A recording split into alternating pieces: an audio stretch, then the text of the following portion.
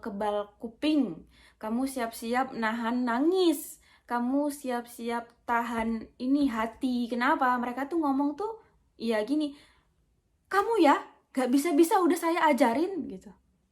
Kamu bodoh kali, kayak gini aja nggak tahu, pakai bahasa Jepang mereka. Terus gini, kamu di sini udah 2 bulan, nggak 2 bulan sih, mungkin kadang kamu di sini udah 3-4 bulan tapi nggak bisa-bisa juga. Assalamualaikum warahmatullahi wabarakatuh. Apa kabar minasang? Kembali lagi dengan saya di Anyar Channel. Hari ini Anyar akan menceritakan bagaimana sih sebenarnya pekerjaan orang Jepang atau kerjanya orang Jepang. Jadi untuk minasang yang mau berangkat ke Jepang, tonton terus ya, stay tune terus di Anyar Channel. Kenapa? Karena ini benar-benar harus minasang ketahui.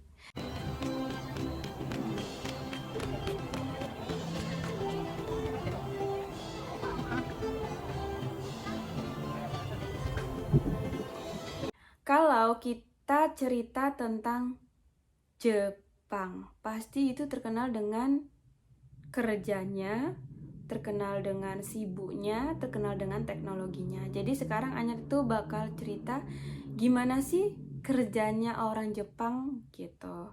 Nah, jadi dari pengalaman yang udah pernah Anyar jalani, sebenarnya orang Jepang itu biasa-biasa aja, nggak terlalu yang gimana-gimana saat bekerja ya. Kalau memang itu kerjaan dia, dia akan kerjain kerjaan dia.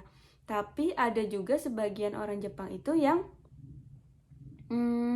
mau enaknya aja gitu. Dalam artian mau enaknya aja itu mereka nggak mau kerja berat, tapi mereka mau kerjanya yang ringan.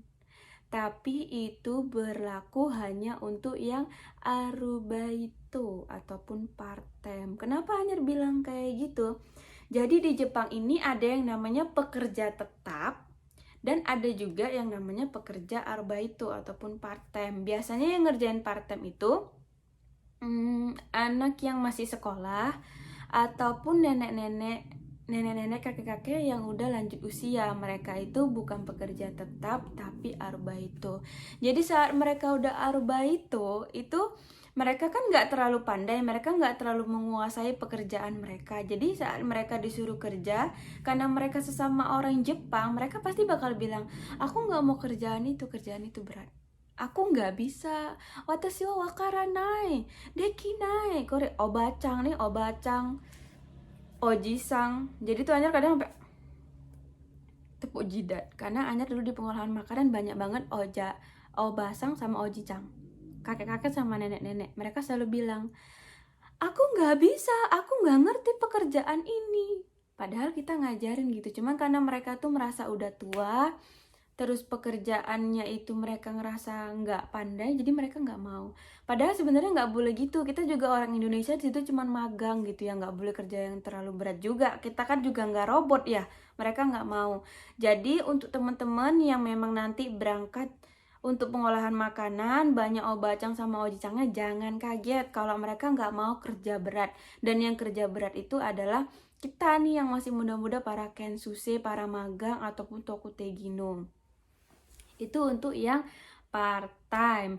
Tapi kalau untuk yang pegawai tetap, Anyar pribadi sih ngerasa lebih untuk pekerjaan tuh ya, lebih bagus yang emang pekerja tetap. Walaupun mereka kadang sok gitu, aku bisa ngerjain ini kamu nggak bisa gitu, ngomongnya tuh agak kasar atau gimana gitu saat ngomong sama kita.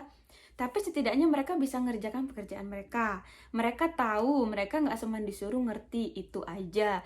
Jadi ini ada plus minusnya dalam pekerjaan. Nah itu dalam pekerjaan ya, dalam mereka emang skill mereka dalam bekerja. Tapi kalau dalam bidang omongan, dalam bidang penyampaian, kalau sama pekerja tetap, siap-siap kamu kebal kuping, kamu siap-siap nahan nangis, kamu siap-siap tahan ini hati. Kenapa? Mereka tuh ngomong tuh, iya gini, kamu ya gak bisa-bisa udah saya ajarin gitu. Kamu bodoh kali, kayak gini aja nggak tahu, pakai bahasa Jepang mereka. Terus gini, kamu di sini udah 2 bulan, nggak 2 bulan sih, mungkin kadang kamu di sini udah 3-4 bulan tapi nggak bisa-bisa juga. kita kan magang, ya kan? Jadi yang namanya orang magang tuh belajar, butuh belajar gitu. Jadi kalau apa yang mungkin bakal sering dimarah, itu untuk yang pegawai tetap. Tapi kalau untuk yang sesama part time, bahasanya sih masih nggak yang kasar. Mungkin kalau bilang aku nggak tahu, nggak ngerti, tapi bahasanya itu lembut, nggak pakai bahasa kasar gitu. Itu untuk sifat dalam penyampaian kepada kita. Ini beda lagi kalau yang atasan. Jadi orang Jepang selama ini yang Anyar kerja 3 tahun, kalau kita udah ada target kita itu 200 dalam satu hari, yaitu harus 200, nggak bisa dengan alasan lain. Contohnya kita bilang, maaf aku lagi sakit, jadi ini gini, itu nggak bisa, mereka bakal marah. Terus kalau kita bilang ini mesinnya rusak gini, itu nggak bisa, ya mereka marah, harus selesai, gimana caranya gitu. Jadi lebih kayak ke disiplinnya tuh bener-bener ngeri. Jadi kata dia, kenapa kalau mesin rusak kamu nggak langsung bilang, kamu nggak langsung gini, kenapa nggak langsung, pokoknya saat kita tuh membantah apa yang udah mereka suruh, mereka bakal lebih banyak pertanyaan gitu. Why? Kayak kenapa gitu. Nande kore mada kore gitu.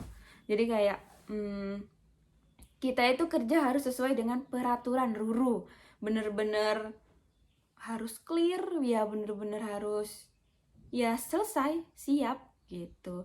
Bahkan ada juga kalau untuk ngejar target itu biasanya kan kayak kita harus mengikuti nih quality, apa ya, bahasa yang lebih enaknya itu kita harus mengikuti dong standar dalam bekerja. Tapi kalau memang kita udah ngejar target, standarnya itu nggak dipakai juga nggak apa-apa. Contohnya kita harus masukkan nori dulu, baru masukkan nasi. Itu kan seharus peraturan emang ininya. Tapi karena kita mau cepet, kita nasi dulu baru nori gitu. Nori itu rumput laut ya. Iya nggak apa-apa.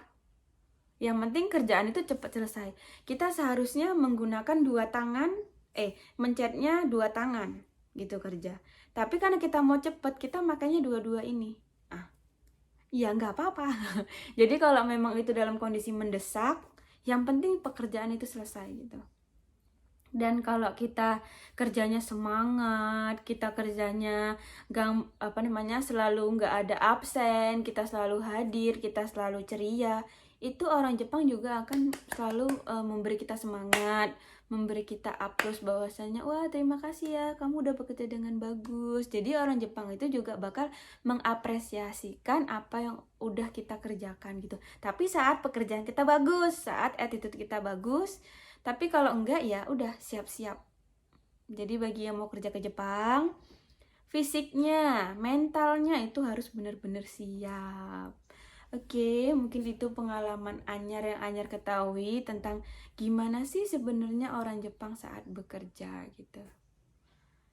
Mungkin hanya itu aja yang bisa Anyar sampaikan. Semoga dapat bermanfaat. Assalamualaikum warahmatullahi wabarakatuh.